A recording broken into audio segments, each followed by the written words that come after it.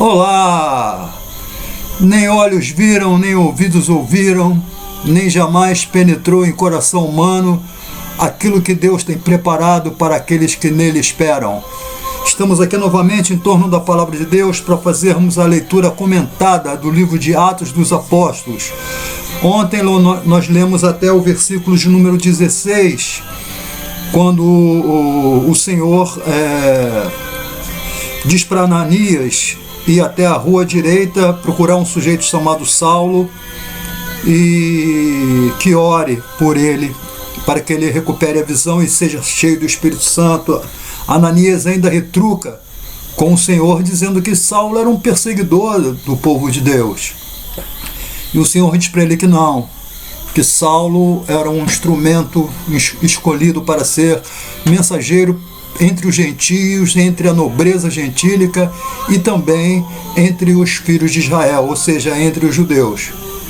Então vamos ler hoje o verso de número 17. Após essa conversa com Deus, diz assim o texto: Então Ananias foi, entrou na casa, pôs as mãos sobre Saulo e disse: Irmão Saulo, o Senhor, que lhe apareceu no caminho por onde você vinha, enviou-me para que você volte a ver e seja cheio do Espírito Santo. Imediatamente, algo como escamas caiu dos olhos de Saulo, e ele passou a ver novamente. Levantando-se, foi batizado,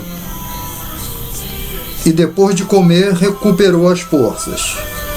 Saulo passou vários dias com os discípulos em Damasco. Logo começou a pregar nas sinagogas que Jesus é o Filho de Deus. Todos que o ouviam ficavam perplexos e perguntavam: não é ele o homem que procurava destruir em Jerusalém aqueles que invocam este nome? E não veio para cá justamente para levá-los presos aos chefes dos sacerdotes?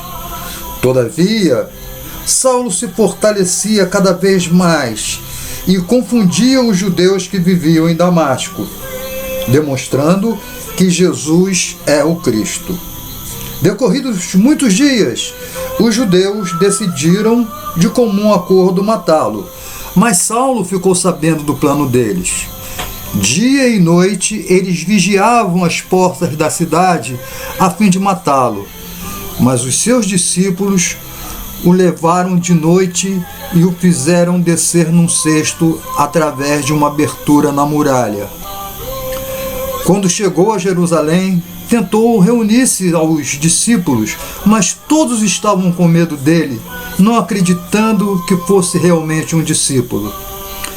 Então Barnabé o levou aos apóstolos e lhes contou como no caminho Saulo vira o Senhor, que lhe falara, e como em Damasco ele havia pregado corajosamente em nome de Jesus. Assim Saulo ficou com eles e andava com liberdade em Jerusalém, pregando corajosamente em nome do Senhor. Falava e discutia com os judeus de fala grega, mas estes tentavam matá-lo. Sabendo disso, os irmãos o levaram para Cesareia e o enviaram para Tarso.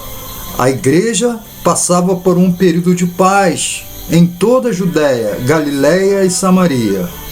Ela se edificava e, encorajada pelo Espírito Santo, crescia em número, vivendo no temor do Senhor. Saulo então teve um encontro com Jesus na estrada de Damasco. Ele é orientado a ir para a cidade de Damasco, na casa de Judas, onde Ananias vai lá e ora e cura a cegueira que Paulo adquiriu no encontro com o Senhor na estrada. Uma coisa que eu queria chamar a atenção aqui é que o texto diz que algo como escamas caiu dos olhos de Paulo. Vocês lembram lá no capítulo 2 de Atos, quando no dia de Pentecostes falava que algo como línguas de fogo, algo como um forte vento? Lembra que eu expliquei que algo como não é a coisa, é uma coisa que lembra, não é isso? Algo como fogo, ou seja, algo que lembra fogo, mas não é fogo. Algo que lembra vento, né? Parece, mas não é vento. Algo como escamas, ou seja, não são escamas, mas algo parecido com escamas. Então é importante a gente analisar isso, né? Algo como vento, algo como línguas de fogo, algo como escamas. Não é fogo, não é vento, não são escamas. Algo como, algo que lembra, algo que é parecido.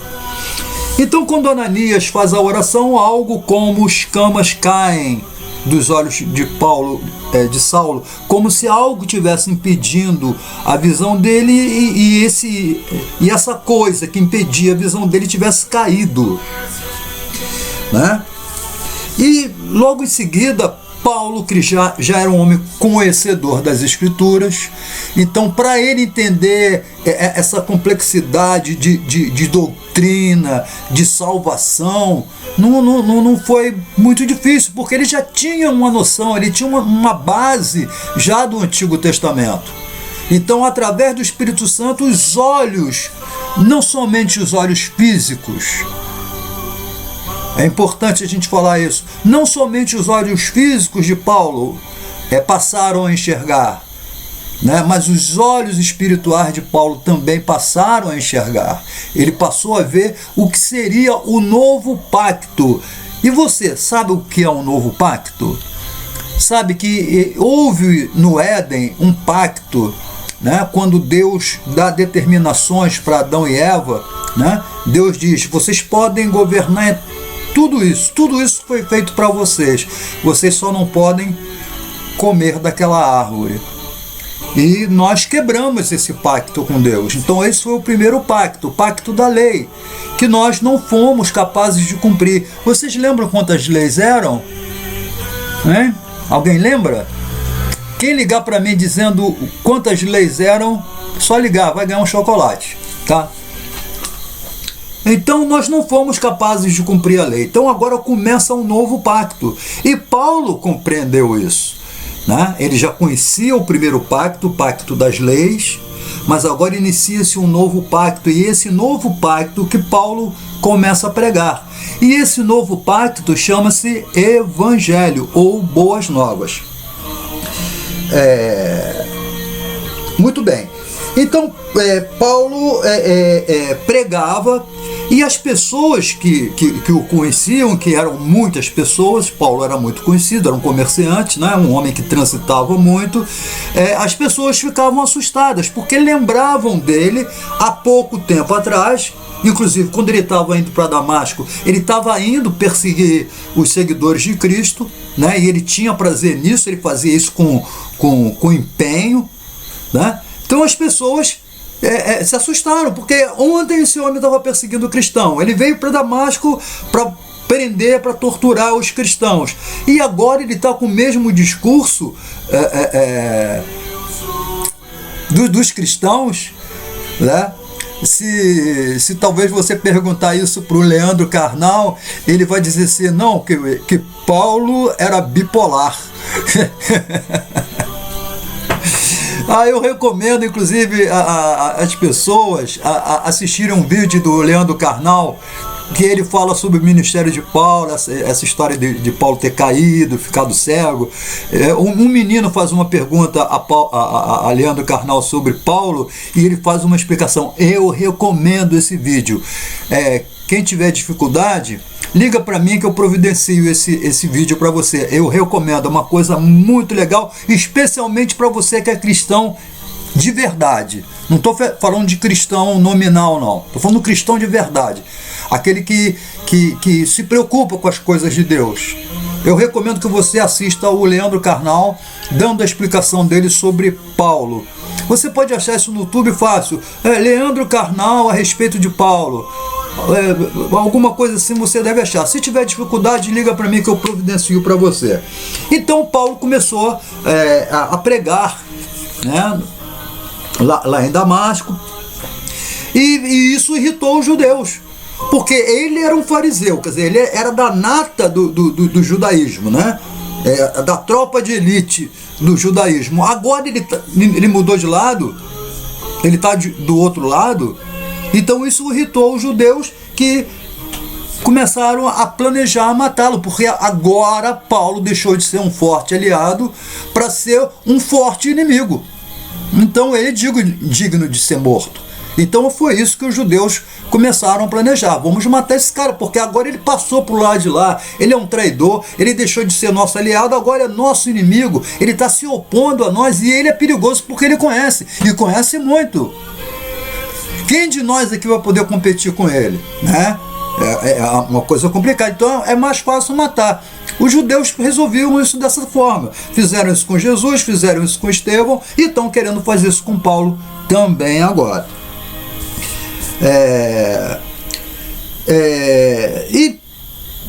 Em suma, o Paulo, né, o Saulo, ele conseguiu fugir e foi para Jerusalém.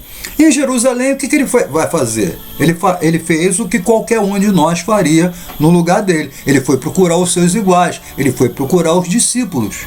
Mas quando ele tentou se aproximar dos discípulos, os discípulos não aceitaram. Claro que não. Até ontem esse cara estava perseguindo a gente, agora ele quer se juntar a nós? Você, presta atenção, se você estivesse no lugar dos discípulos, você receberia Paulo ou Saulo? Você receberia? Com sinceridade. Não é da boca para fora não, com o coração. Ele ontem perseguia cristãos, torturava, prendia e, se fosse possível, matava. Agora, de um dia para o outro, ele aparece querendo se juntar a você. Você o receberia? Sendo você uma pessoa que era perseguida, né? E eles não recebem. Mas aí surge um outro sujeito muito importante. Um sujeito chamado Barnabé. Esse homem tinha muita importância, tinha muita influência, muito trânsito no meio dos discípulos. Então, chamado Barnabé, né? Filho da consolação, filho do ânimo, filho da coragem. Então Barnabé fala, não, esse homem teve um encontro com Cristo e aconteceu isso. Aí conta a narrativa lá do encontro, da cegueira e etc, da voz misteriosa que mandou que ele fosse lá para Damasco, na casa de Judas. A Ananias foi lá, fez a oração, ele se converteu, foi batizado e etc. Então os discípulos aceitam o Paulo no meio deles. Então ele passou a andar com os discípulos e excelente, né? Extremamente conhecedor das Escrituras. Você é conhecedor das Escrituras? Você frequenta a escola dominical? Você costuma ler a Bíblia? Você sabe o que é a palavra evangelho, o que significa o ministério de Jesus? Você sabe essas coisas? É importante. Procure o seu pastor, converse com ele. Pastor, eu quero aprender mais sobre a Bíblia. Sabe? O que o senhor me recomenda? Eu leio algum livro, né? Eu frequento a escola dominical, não frequento? Eu devo vir mais à escola dominical? O senhor tem alguma literatura que o senhor me recomende? O senhor poderia me dar um discipulado? Olha só que coisa legal. É bonito isso, você chegar para o seu pastor e falar, pastor, eu quero um discipulado. Eu quero aprender mais sobre o ministério de Jesus, sobre as boas novas, sobre a graça, eu quero aprender sobre isso. E Paulo então pregava, os judeus vinham tentar discutir com ele, não dava para os judeus, né? Paulo era o feríssimo, um cara que conhecia tudo, não dava para os judeus, né? E Paulo cada vez mais empolgado, pregando, animado pelo Espírito Santo, né? E diz o texto que a igreja aqui já tinha milhares de pessoas. Quando Paulo se junta com a igreja, aí que ela começou a crescer mais rápido ainda, porque Paulo falava várias línguas, lembra disso? Então, ele não falava só para esse ou para aquele, ele falava para um grupo de pessoas muito maior, porque ele agora atingia outras línguas. aquele mistério, né? Aquele milagre que ocorreu lá no dia do Pentecoste, onde aqueles homens falavam e todos entendiam, ao contrário do que dizem por aí, que língua estranha é quando um fala e o outro não entende. Lá em Pentecoste eles falavam e todos entendiam. Tá? Não é o que se fala aí no meio gospel. Era justamente o oposto. Ao invés de um falar e ninguém entender, um falava e todos entendiam. E Paulo já não precisava nem disso, porque Paulo, naturalmente, ele já era conhecedor de muitas línguas, né? Por isso que ele é chamado de Paulo, o apóstolo dos gentios, porque ele podia ir para vários países e pregava e era bem entendido. A gente vai ver lá na frente que Paulo vai pregar, sabe aonde? Na Grécia. Sabe o que é Grécia? É o berço da filosofia, é terra dos pensadores, dos pensantes. Olha só que coisa interessante, ele vai lá e os gregos dão espaço para ele, ou seja, os gregos dão ouvido para ele, porque ele tinha conteúdo, ele sabia o que falava, ele tinha conhecimento, tá? Se bem que ele entra depois num campo ali que os gregos vão balançar quando ele fala em ressurreição, mas isso a gente vai falar na frente. Mas aqui a igreja já tinha milhares, né? Quando Paulo se agrega, aí o crescimento da igreja acelera muito mais, tá bom? Então nós paramos aqui no verso de número 31. 3964-5836 é o meu telefone. Se você discorda de alguma coisa, se você não entendeu alguma coisa, ficou com dúvida, tá? Se você quer uma visita, vai eu e uma outra pessoa, eu e um companheiro, vamos na sua casa, a gente vai orar juntos, vamos ler a Bíblia juntos, vamos contar histórias juntos, vamos tomar uma aguinha gelada juntos, tá? Seja você de qualquer religião, não se cobra absolutamente nada. Então, não precisa você ser de determinada religião, você não precisa pagar nada. Se você me der um copinho d'água gelada, eu fico muito satisfeito. Para mim basta, tá? Para quem estiver comigo, a mesma coisa, né? Eu estou dizendo que vai alguém comigo, com certeza. E a gente vai falar sobre Deus e vai orar na sua casa, seja a sua religião qual for. Basta você nos convidar. E se você tem algum assunto que você gostaria que nós trouxéssemos um convidado aqui para falar sobre isso, tá? Daqui a pouquinho o presbítero Marcelo, nesse canal, vai falar sobre testemunho de vida de oração. Hoje ainda, tá? Daqui a pouco. E na quarta-feira que vem teremos um psicólogo falando sobre psicologia e religião, tá? É um assunto muito importante que vai ser útil para você, ou para alguém da sua família, ou alguém do seu relacionamento, do seu hall de amigos, tá? Então você não pode perder. Se você não se inscreveu ainda no nosso canal, se inscreva. É só apertar esse botãozinho escrito em inscreva-se embaixo aí do vídeo.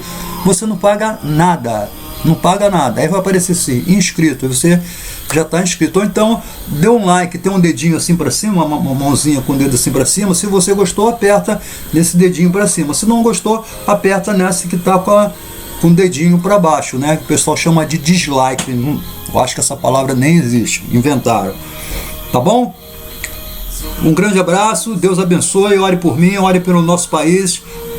A crise está passando, tá? Já estamos já na zona amarela. Tá bom, pessoal? É Deus dando uma puxada de orelha na gente, pra gente se despertar, para pensar mais em Deus. E para terminar, nem olhos viram, nem ouvidos ouviram, nem jamais penetrou em coração humano aquilo que Deus tem preparado para aqueles que nele esperam. Até amanhã. Tchau.